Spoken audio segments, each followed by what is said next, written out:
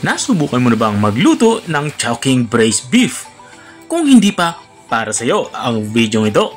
Dahil dito ay magluluto tayo ng Braised Beef Chowking Style. Tara, simulan na natin ang ating pagluluto. Unang gagawin natin dito ay magpapainit tayo ng kawali. At kapag uminit na, paglagyan na tayo ng kaunting mantika. At kapag uminit na ang mantika, lagyan na natin ito ng bawang. Magsisimula na nga tayong mag-isa sa parteng ito.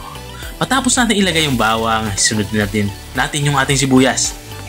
At kapag lumabas na yung aroma nito katulad ng nakikita nyo, ilagay na natin dito ang ating karning baka.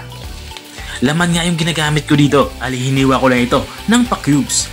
At gagawin natin dito ay easy-sear lang natin ito hanggang sa magkulay brown ang karning baka nating niluluto. At kapag ganito na tsura niya, lagyan na natin ito ng mga pampalasa. Unang inilalagay ko nga dito itong ating oyster sauce. Susundan ko na din ito ng asukal na brown. Pwede kayong gumamit ng puti kung wala kayong brown na sugar. Maglalagay din ako dito ng tuyo. At matapos ko mailagay yung toyo ay maglalagay din ako dito ng beef cube para mas malasa ang ating nilulutong ulam.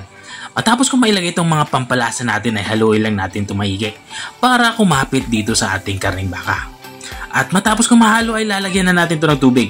Ang tubig naman ay sapat para makapagpalambot nitong ating karning baka. At bago ko ito tatakpan, ilalagyan ko muna ito ng patis. Kung wala naman kayo patis, okay lang naman ang asin.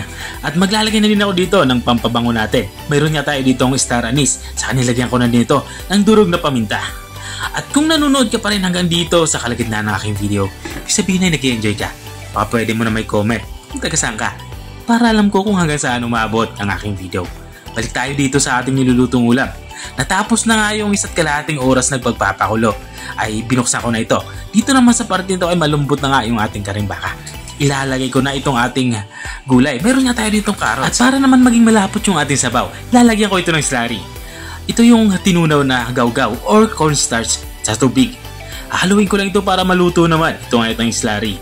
At habang tayo nagpapatuloy sa ating pagluluto, gusto ko lang i-shoutout ang mga masusugid nating mga taga-subaybay. Big shoutout nga kay Ma'am Nels ng Imus, Cavite. Shoutout din kay Ma'am Tess Alodino ng Oton, Iloilo. At shoutout din kay Sir Ralph Salazaro Eugenio ng Lawag, Ilocos Norte. At maraming salamat din sa mga walang sawang nanunood at nakasubaybay dito sa ating channel. At balik nga tayo dito sa ating nilulutong ulam. Dito nga sa parting ito ay lutong-luto na nga yung ating ulam pananghalian. Ito nga yung ating Chowking Braised Beef. Kung nakarating ka hanggang dito sa dulo ng aking video, maraming salamat sa panunood. Kung nagustuhan mo naman yung bago nating recipe ibinagi, baka pwede mo naman tong i-share. O siya, hanggang dito na ako. Bye-bye!